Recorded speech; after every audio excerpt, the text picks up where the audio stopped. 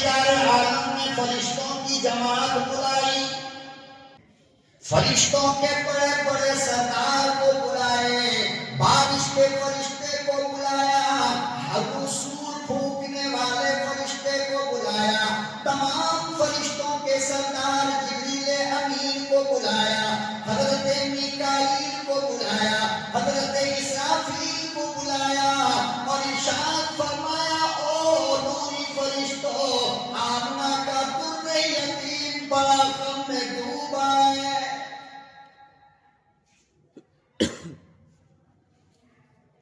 ساری دنیا نے بے یار و مددگار چھوڑ دیا، نہ اماں موجود ہے، نہ ابا موجود ہے، نہ چچا نہ دادا موجود ہے، لاڈ کرنے والا سہارا ٹوٹ گیا، میرا مصطفیٰ یتیم و غمگین ہو کر سویا ہے، آج ساری دنیا نے بے سہارا کر دیا۔ کون تسلی دے، کون بچے کے زخم پہ مرہم لگائے، کون بچے کی آنکھ پوچھے، کون آنسو کا قطرہ اپنے دامن میں چھپائے، اماں موجود نہیں۔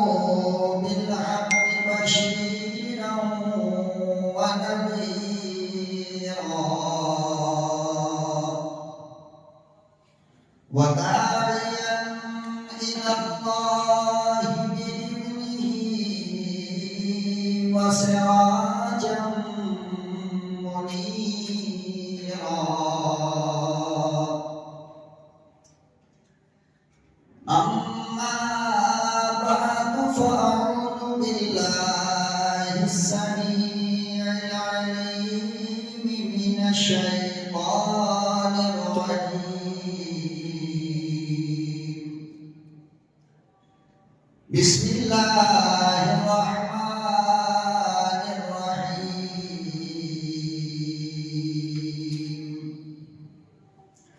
ثم دنا فتدلى صدق اللہ مولانا العلی العظیم وبلغنا رسوله النبی الکریم ونحن على ذلك لمن الشاهدين والشاكرين والحمد لله رب العالمين۔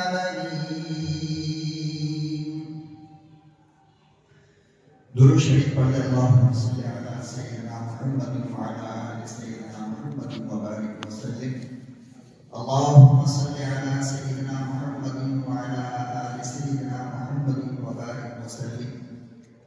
اللہم صلی علی سیدنا محمد وعلی آل سیدنا محمد وبارک وسلم۔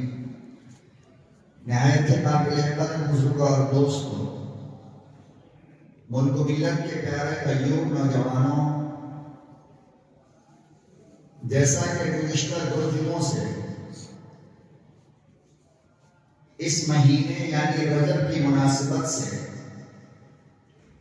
جو اسلامی تاریخ کا بہت بڑا واقعہ اس مہینے میں پیش آیا، جسے معراج کہتے ہیں، دونوں جمعے میں جو گزر چکا ہے، اس کے متعلق کچھ باتیں آپ حضرات کے سامنے عرض کی گئی۔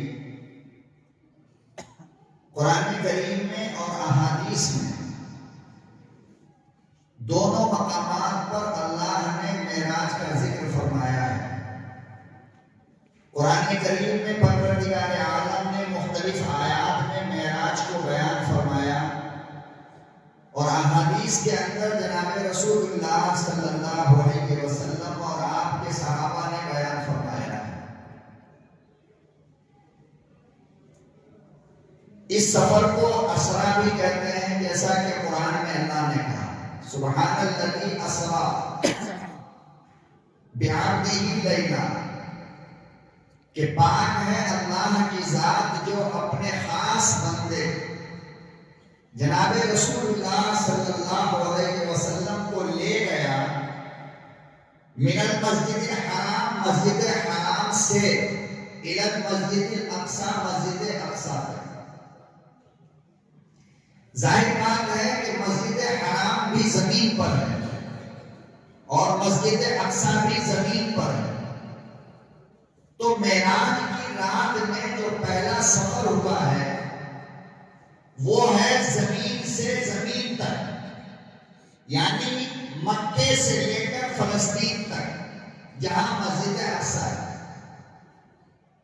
تو یہ جو مکے سے فلسطین تک کا سفر ہے، مسجد حرام سے مسجد اقصی تک کا جو سفر ہے، اس کو اسرا کہتے ہیں۔ اسرا کے معنی آتے ہیں چلنا چلانا، یعنی کہ چل کر کے جانا، یعنی زمینی سفر، اس کو اسرا کہتے ہیں۔ سیر کے معنی میں آتے ہیں، گھومنے اور گھمانے کے معنی میں آتے ہیں۔ تو پہلا جو اسرا ہے وہ مکے سے شروع ہوا اور مسجد اقصی میں جا کر کے ختم ہو گیا۔ دوسرا جو سفر ہے وہ مسجد اقصی سے شروع ہوا ہے اور ساتوں آسمان پر گئے، پھر ساتوں آسمان سے اوپر سدرا ایک جگہ ہے جس کو آپ یوں کہیے کہ اللہ نے اس کو بارڈر بنایا ہے، جیسے کہ ہمارے ملکوں کا بارڈر ہوتا ہے نا، کہ اس ملک کا آدمی اس ملک میں اور اس ملک کا آدمی اس ملک میں بغیر اجازت کے نہیں جا سکتا ہے۔ تو ساتوں آسمان کے اوپر اللہ نے ایک بارڈر بنایا ہے جس کو سدرا کہتے ہیں۔ سدرا سے نیچے آسمان کی دنیا ہے اور سدرا سے اوپر نورانی دنیا ہے، جہاں پر میرا اور آپ کا پروردگار خالق کائنات اللہ رب العالمین کی ذات ہے۔ اب یہ جو جنت اور جہنم ہے یہ سدرا کے نیچے ہے، یعنی آسمان پر ہے۔ تو علماء نے لکھا ہے اور خود اس واقعہ سے پتہ چلتا ہے کہ سدرا بارڈر سے پہلے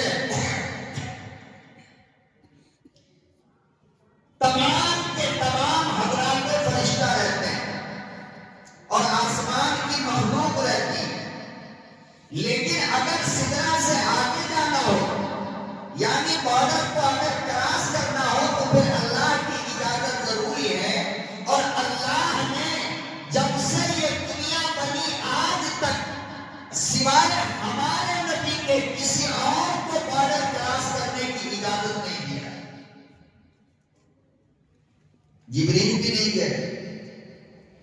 جبریل علیہ السلام آپ کو ساتھ لے کر مکے سے مسجد اقصی تک گئے، مسجد اقصی سے ساتوں آسمان پر گئے، ساتوں آسمان سے سدرا جہاں پر بیری کا بہت بڑا درخت ہے وہاں پر گئے اور کہا کہ میرے محبوب اب اس سے آگے آپ اکیلے جائیے۔ فرمایا کہ جبرائیل مکے سے لے کر آئے ہو، پورے سفر میں ہمارے ساتھ رہے اور اب مجھے تم اکیلا چھوڑ کر کے اندر جانے کے لیے جبریل کہنے لگے سنیے، اگر میں اس سے ایک قدم بھی آگے گیا تو میرا پر جل جائے گا، میں زندہ نہیں بچوں گا۔ یہ صرف آپ کا مقام ہے۔ نہ موسیٰ کو اجازت ملی، نہ ابراہیم کو اجازت ملی، نہ نوح کو اجازت ملی، نہ ایوب کو اجازت ملی۔ 1,24,000 نبیوں میں سے اور اربوں خرب فرشتوں میں سے کسی کو اجازت نہیں ہے اس سے آگے جانے کی۔ یہ مقام صرف میرے آمنہ کے لفظ جگر آپ کو ملا ہے، ہم نہیں جا سکتے۔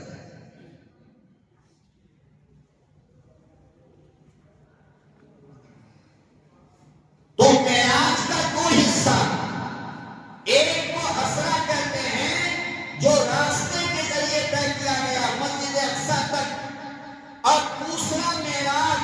معراج کے معنی آتے ہیں چڑھنا، چونکہ آپ مسجد اقصی سے ایک سیڑھی لگائی گئی آسمانی دنیا تک کے لیے،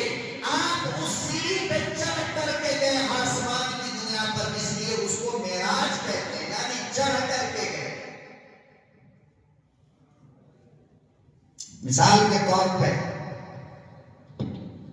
آپ اس مسجد سے نماز پڑھ کر اپنے گھر جاؤ تو اس کو کہیں گے اسرا. کیا کہیں گے؟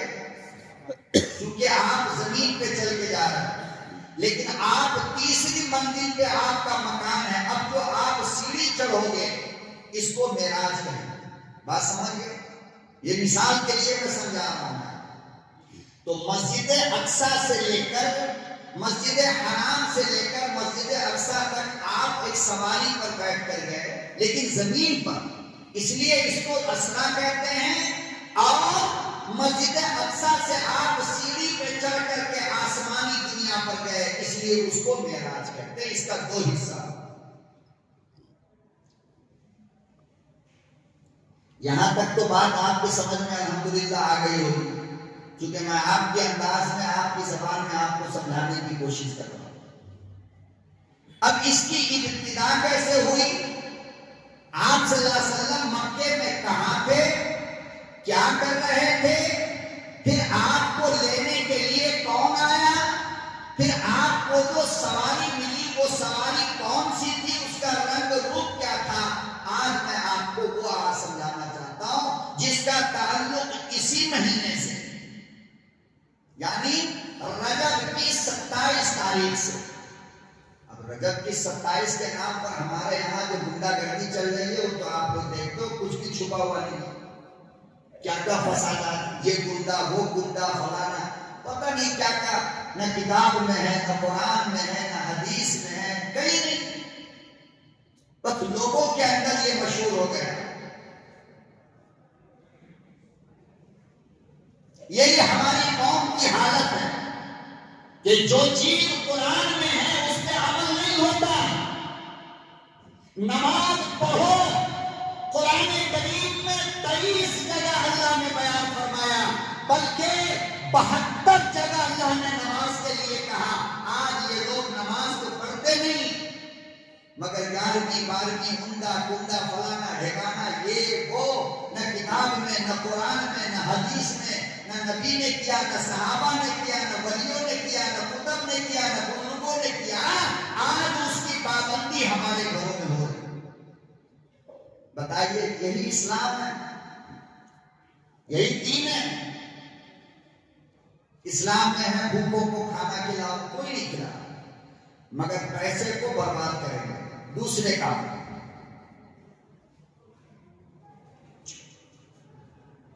تو رجب کے نام پر عجیب عجیب طرح کا کھیل ہوتا ہے ہمارے گھروں کے اندر. مسلم معاشرے کے اندر ان چیزوں سے ہمیں بچنی چاہیے. ہمیں اللہ نے جتنا دیا ہے بس وہی ہمارے لیے. ہم اپنی طرف سے ملاوٹ کر کے اللہ کو یہ بتانا چاہ رہے ہیں، اللہ میاں آپ کو یہ بھی ایڈ کرنا تھا، آپ بھول گئے، اس لیے اب ہم یہ کر رہے ہیں. مطلب یہی ہوا نا.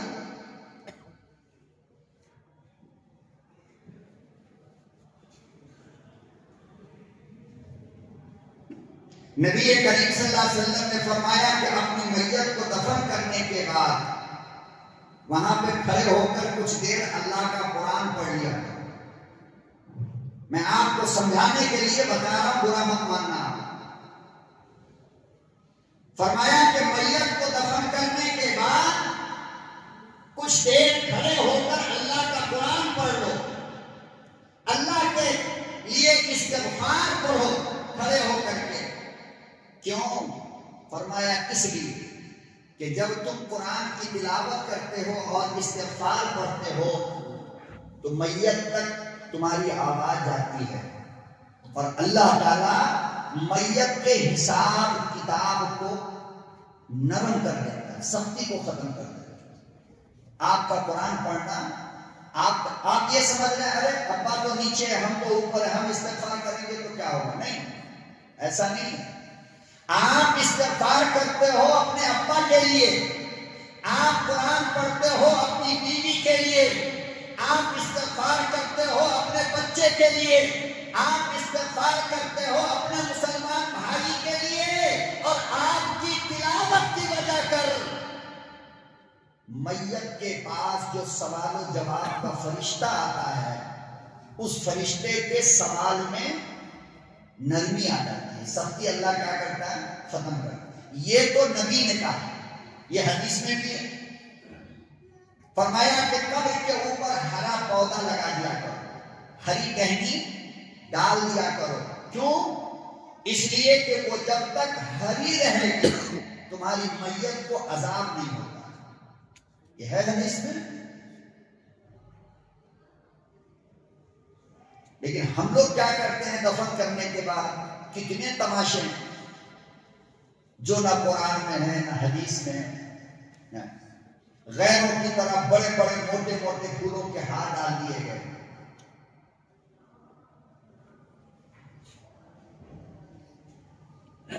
پھر اس کے بعد 4 دن کے بعد ایک تماشا، پھر 20 دن کے بعد ایک تماشا، پھر 40 دن کے بعد ایک تماشا، پھر 4 مہینے کے بعد ایک تماشا، پھر 6۔ اب یہ سب کہاں ہے قرآن میں؟ یہ کہاں ہے حدیث میں؟ یہ کہاں ہے بزرگوں کی زندگی میں؟ آپ بتاؤ تو صحیح۔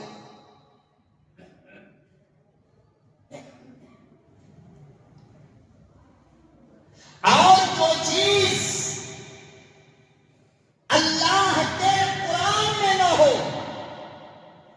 جس چیز کو کرنے کا حکم پیغمبر کی زندگی میں نہ ہو، یاد رکھو اگر تم نے وہ کام کیا تو قیامت کے دن میرے محبوب کے ہاتھ سے تم کو آب کوثر نہیں مل سکتا ہے۔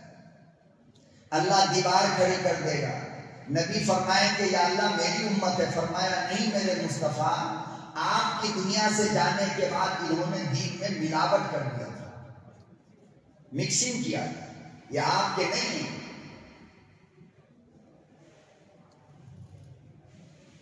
تو رجب کے مہینے میں بھی الگ الگ مکسنگ چل رہی ہے، کوئی شادی نہیں کرتا ہے، عجیب بے وقوف ہے، عقل کے اندھے، عقل کے مارے۔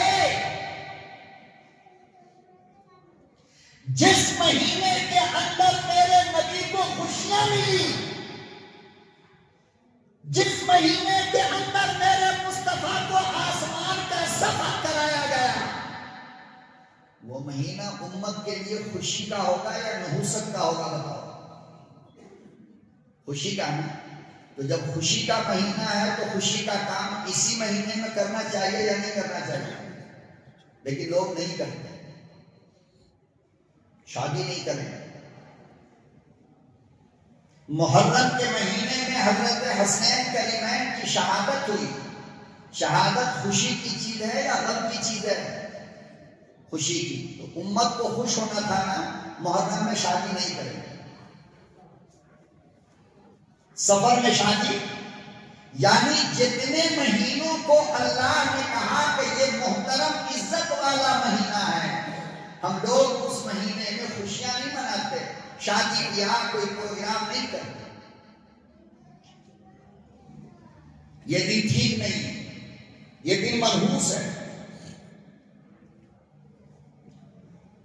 اب تعجب میں میرے بھائی، خدا کی قسم مجھے کل اپنے لوگوں پر، اپنے مسلمان بھائیوں پر جتنا رونا آیا، کل کی بات کہہ رہا ہوں، اس سے پہلے کبھی نہیں آیا۔ بہت رویا، بہت پریشان ہوا میں۔ اصل میں میری دکان کے اندر ایک ساس ایک بہو چپل لے گئے، خیر ہندو دکان میں آئی تھی، کل کی بات ہے یہ۔ ساس نے ایک چپل لے لیا، ساس کہنے لگی حضرت جی مجھے دے دو، میں آج ہی پہن لیتی ہوں۔ جانتے ہو اس کی بہو نے کیا کہا؟ اماں جی، راجستھانی تھی، اماں جی آج منگل ہے۔ کیا کہا؟ منگل۔ اچھا تو مجھے یاد نہیں تھا۔ ساس نے کہا حضرت جی پیک کر دو، ہم لوگ منگل کو نئی چیز نہیں پہنا کرتے۔ اس وقت مجھے سمجھ میں آیا کہ ہماری قوم ہندوؤں سے کتنا رنگ لے لیا آپ نے۔ یہ منگل کو منحوس کہہ رہی ہے ہماری قوم، محرم کو منحوس کہہ رہی ہے۔ کیا فرق رہا آپ بتاؤ ہمارے اندر اور ان کے اندر؟ ہماری قوم 4 شعبے کو منحوس کہتی ہے۔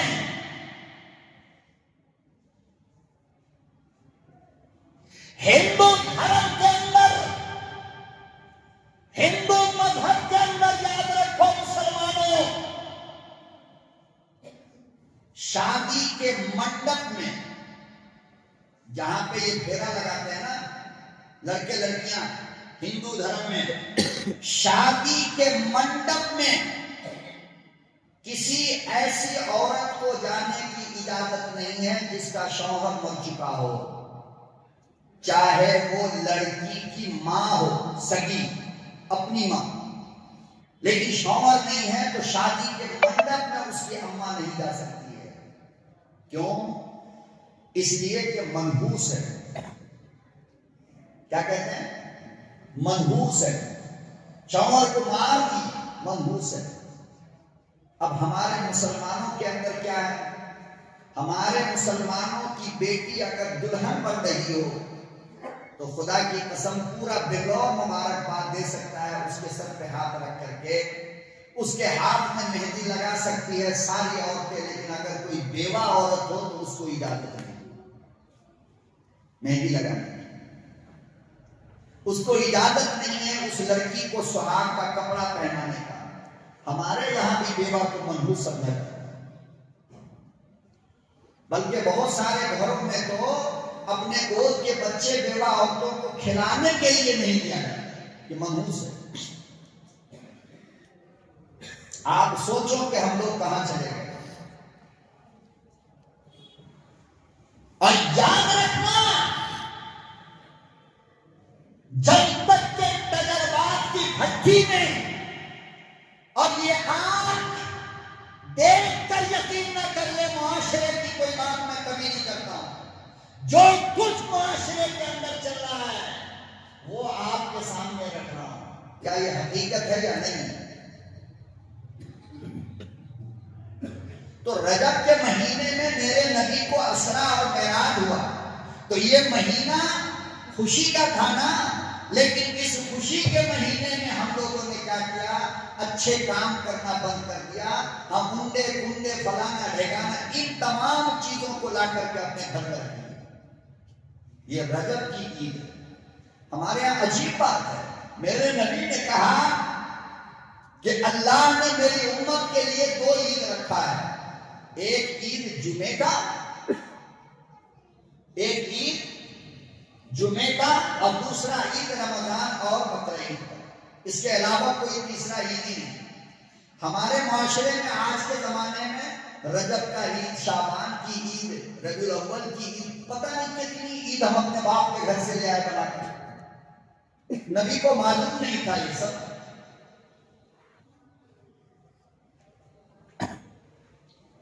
ایمان والے ہو تو اوریجنل بن کر کے رہو، دل بدل مت کرو سیاسی لیڈروں کی طرح۔ مصطفیٰ نے جو کچھ دیا ہے لے لو، جس سے منع کیا ہے چھوڑ دو، یہی اوریجنل ایمان ہے۔ اپنے من سے، اپنی طرف سے باپ دادا نانا یہ وہ بکواس مت کیا کرو۔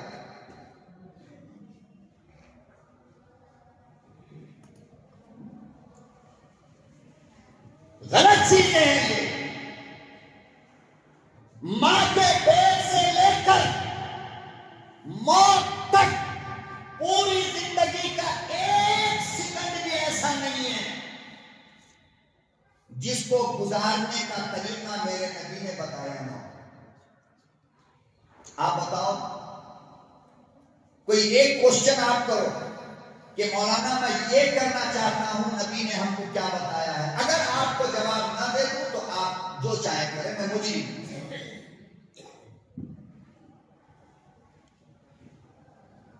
لیکن ہم اس طریقے پہ چلیں گے نہیں اور وہ کام ہم کریں گے نہیں۔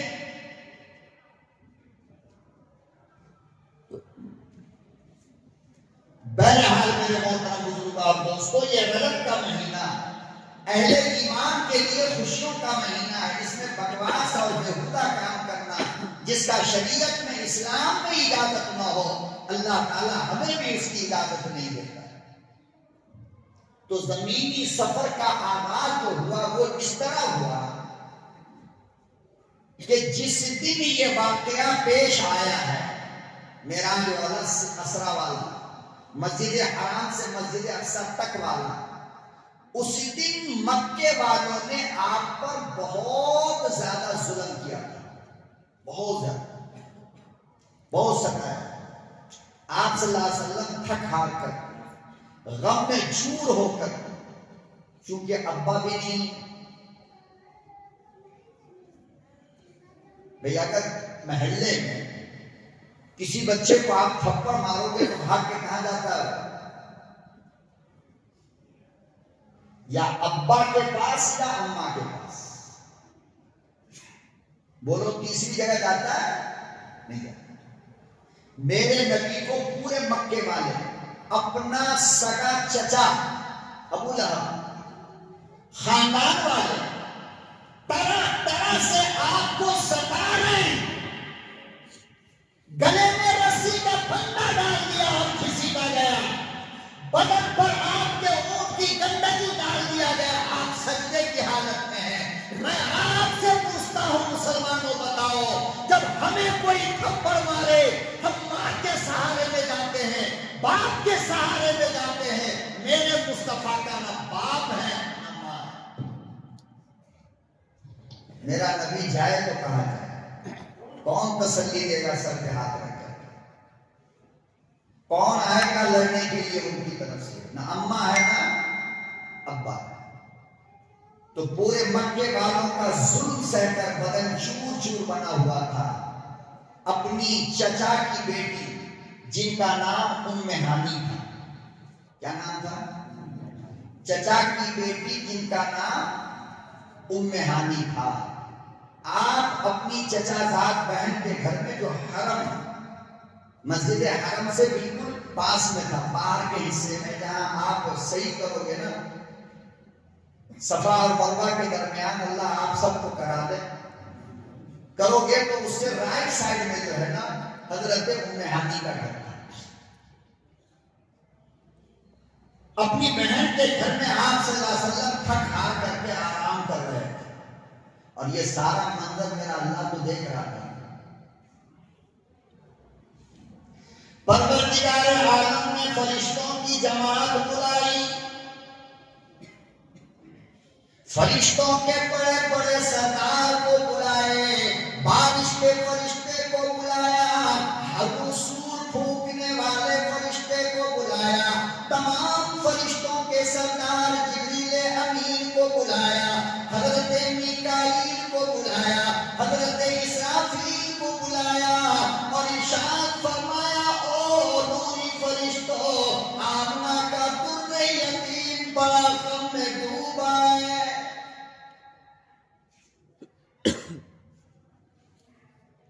ساری دنیا نے بے یارو مددگار چھوڑ دیا.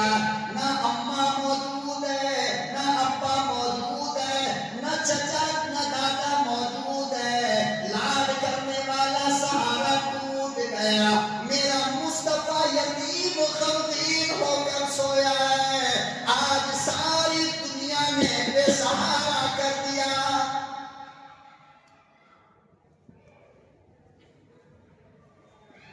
کون تسلی دے؟ کون بچے کے زخم پہ مرہم لگائے؟ کون بچے کی آنکھ پوچھے؟ کون آنسو کا قطرہ اپنے دامن میں چھپائے؟ اماں موجود نہیں.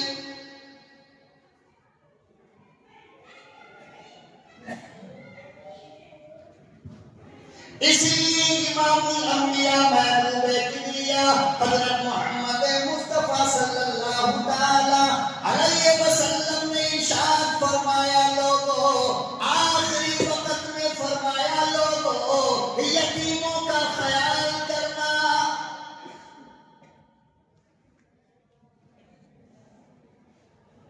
یتیموں کو ستانا نہیں، یتیموں کو رلانا نہیں. یتیموں کا آنسو، یتیموں کے آنکھ سے گرنے والا آنسو کا قطرہ اللہ کے غضب کو بلاتا ہے.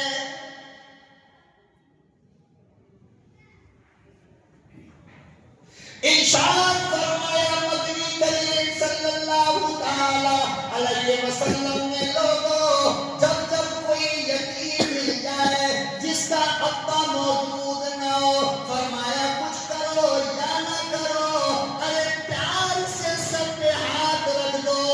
اس کے نیچے جتنے بال آئیں گے میرا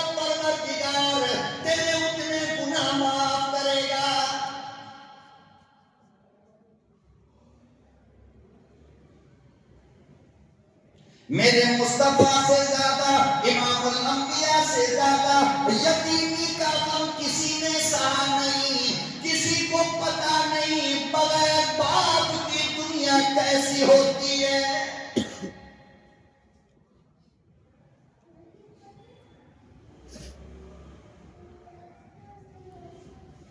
بڑی نعمت اللہ نے عطا فرمائی ہے، بڑی دولت عطا فرمائی ہے۔ لوگوں یاد رکھو، درخت پھل دے نہ دے، درخت ہرا ہو نہ ہو، درخت سوکھ بھی جائے تو جلانے کے کام آتا ہے۔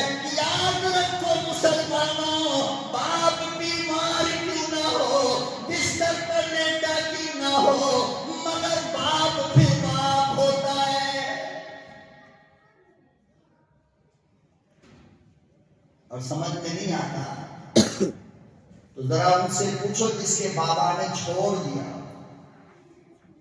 جس کا بابا آنکھ بند کر چکا ہو، چاہے وہ عمر کے 80-90 سال کو پہنچ چکا ہو، باپ کا احساس آج بھی دل سے نہیں جاتا ہے، وہ چیز ہی الگ ہے۔ اور جس کا باپ بچپن میں چلا جائے اس کی دنیا کیسی ہوگی؟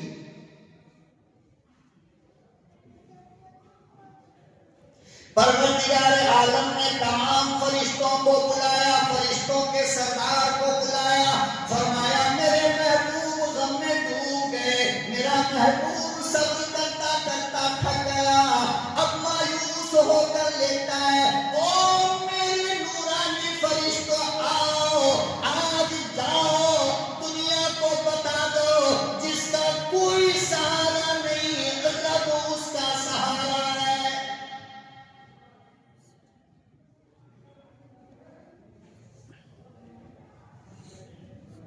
جاؤ میرے محبوب کو تسلی دو، جاؤ میرے محبوب کو لے کر آؤ۔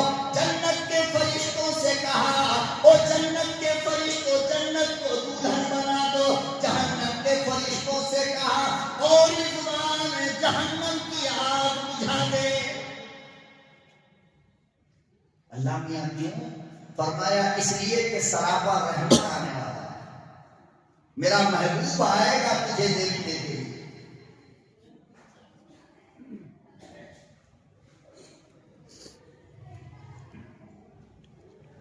اللہ میاں کیسے جاؤں؟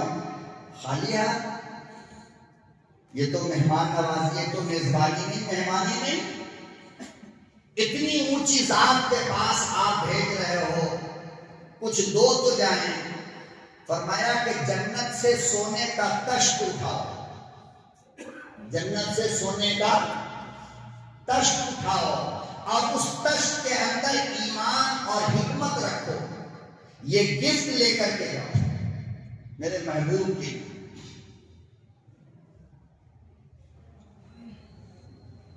اللہ میاں کیسے لاؤں؟ وہ تو نیچے ہیں، زمین پر ہیں۔ فرمایا اس کے لیے میں نے اسپیشل سواری تیار کی ہے نا، جس پر آج تک کوئی نہیں بیٹھا، اور آج کے بعد مصطفیٰ کے سوا کوئی دوبارہ بیٹھے گا بھی۔ وہ اسپیشل سواری ہے جو میں نے اپنے محبوب کے لیے تیار کیا، وہ لے کر کے گئے، جس کو براق کہتے ہیں۔ کیا کہتے ہیں؟ بالکل وائٹ کلر کا تھا، سر سے لے کر پاؤں تک، وہ لمبا تھا، تھوڑا گدھے سے تھوڑا بڑا اور خچر سے تھوڑا چھوٹا، خوبصورت۔ اور جس کو میرا رب خود بنائے وہ ہوگا کتنا حسین۔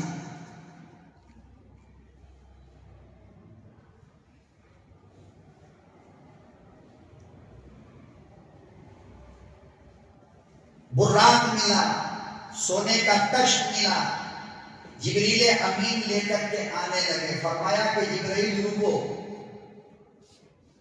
اللہ نے کیوں کہا؟ اس لیے کہ میرا محبوب ہے نا، تو اس کو لانے کے لیے لوگ بھی تو زیادہ چاہیے نا، لہذا تم 3 نہیں جاؤ گے، 50,000 فرشتوں کو لے کر کے جاؤ۔ کتنے؟ جیسے کوئی آنے والا ہوتا ہے تو ہم لوگ استقبال میں جاتے ہیں نا گاڑی واڑی لے کر کے، جتنی زیادہ سے زیادہ ہو سکے گاڑی لے کر کے چلو۔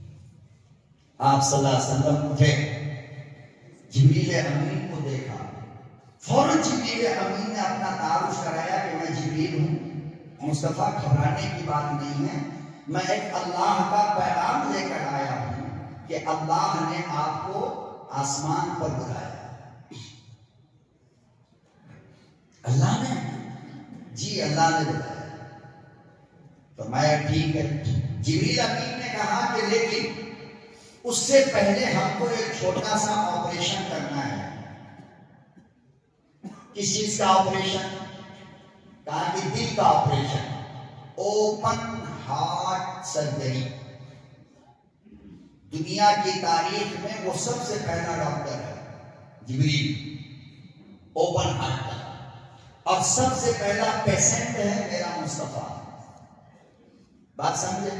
آج دنیا والے کہتے ہیں میں نے سینہ کھین دیا، میں نے دل کا کیا کیا رے بابا؟ اسلام نے تو بہت پہلے یہ تھیوری بتا دیا ہے کہ دل کو کھولا جا سکتا ہے۔ اور ڈاکٹر کیسا؟ جبریل، اللہ اکبر کبیرہ، چاقو چھری تلوار بڑا سا بلیڈ کچھ نہیں، بلکہ نبی کریم صلی اللہ علیہ وسلم کو اٹھایا اور زمزم کے کنویں پہ لے کر کے گئے۔ زمزم کے کنویں پر آپ کو لٹایا، لٹانے کے بعد شہادت کی انگلی کو بس ایسے کیا، سینہ کھل گیا۔ پھر جبریل نے دل کو نکالا، دل کو نکال کر پھر اس کو آپریشن کیا۔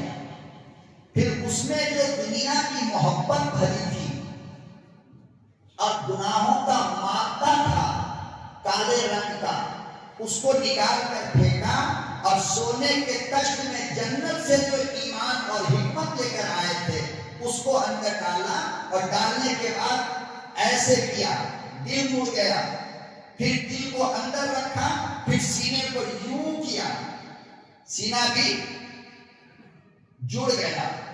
فرمایا کہ یہ نشان جڑ تو گیا لیکن آپریشن کا نشان جناب رسول اللہ صلی اللہ علیہ وسلم کی موت تک باقی ہے، تاکہ دنیا یہ نہ کہے کہ بس یہ کہانی تھی، یہ قصہ تھا، ہو گیا، سنی سنائی نہ، نشان بھی موجود ہے۔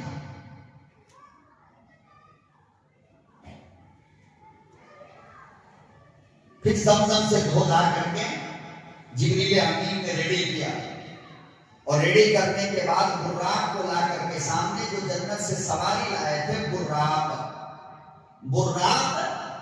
یہ بنا ہے برق سے، کسے؟ برق سے۔ اور عربی کے اندر لفظ برق جو آتا ہے باراف، وہ کہتے ہیں کرنٹ کو۔ کس کو؟ عربی میں بجلی کو برق کہتے ہیں۔ کیا کہتے ہیں؟ برق۔ اس برق سے اس سواری کا نام رکھا گیا براق۔ کیوں؟ اس لیے کہ اس سواری کی رفتار دنیا کے کرنٹ اور بجلی سے زیادہ تھی۔ بجلی سے زیادہ تیز تھی یہ سواری۔ کتنی تیز تھی معلوم؟ جب یہ اپنا ایک پاؤں اٹھاتا تو دوسرا پاؤں اس جگہ پہ پڑتا تھا جہاں پر اس کی نظر ختم ہوتی، اتنا تیز۔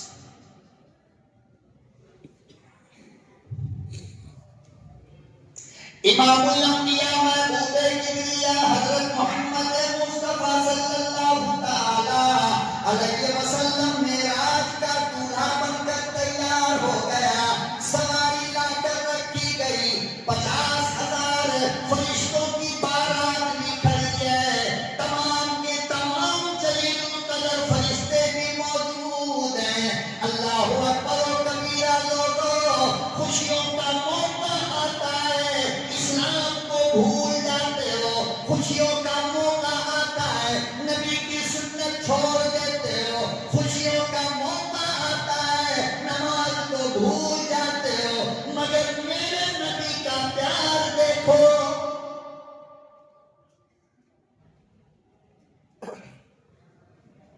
کتنا اونچا مقام ملنے والا ہے، کتنا بڑا تحفہ ملنے والا ہے۔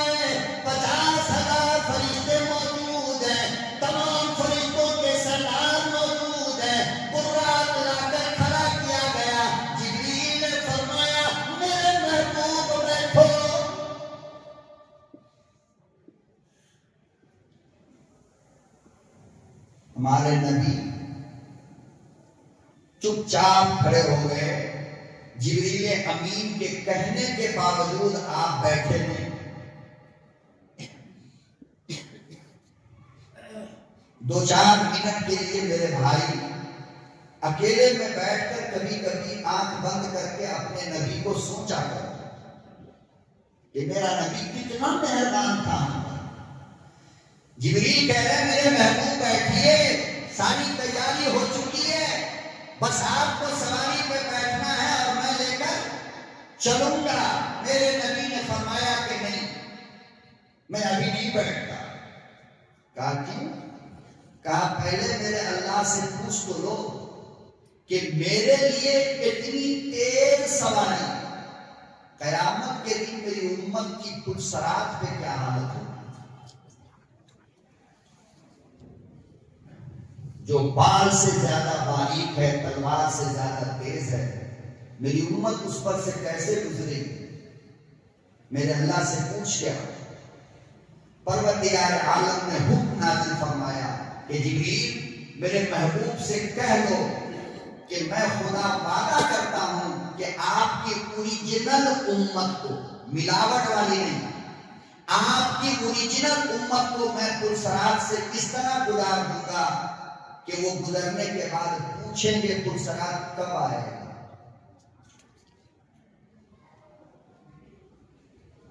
دنیا میں بھی ایسا کبھی کبھی ہوتا ہے.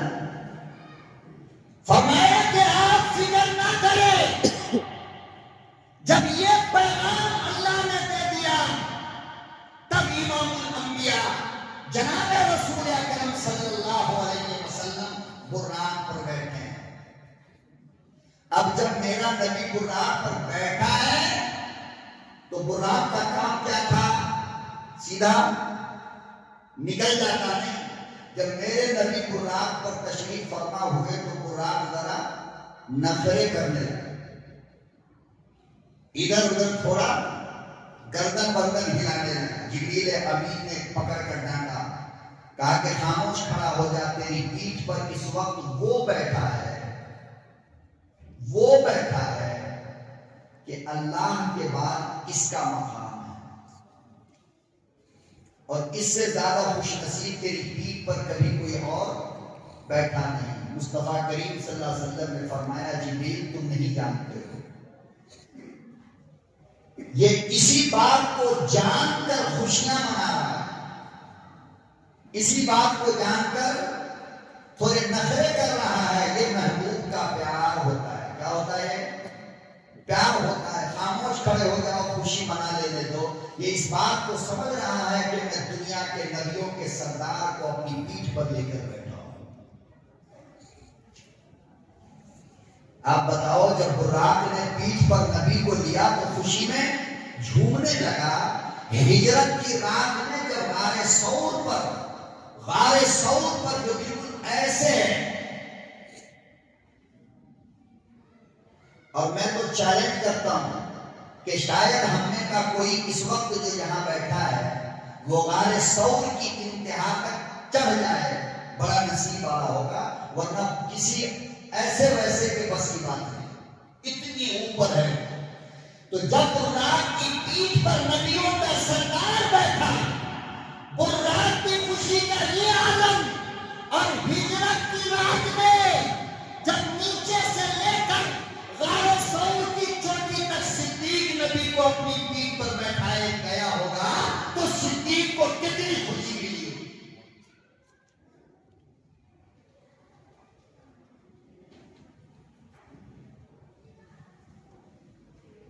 اس رات میں سوار اور سواری کی مثال نہیں، اور ہجرت کی رات میں صدیق اور محبوب کی مثال بھی دنیا میں نہیں. بہرحال آقا صلی اللہ علیہ وسلم براق پہ بیٹھے اور وہاں سے جبریل نے لگام پکڑا، یعنی جو اس کے نکیل لگی تھی رسی، ایک طرف میکائیل اور ایک طرف جبریل. یہ دونوں کہاں ہیں؟ نیچے زمین پر. اوپر کون بیٹھا ہے؟ میرا نبی. دونوں جس نے لگام پکڑا وہ ہے فرشتہ، اور جو براق پر بیٹھا ہے وہ ہے انسان.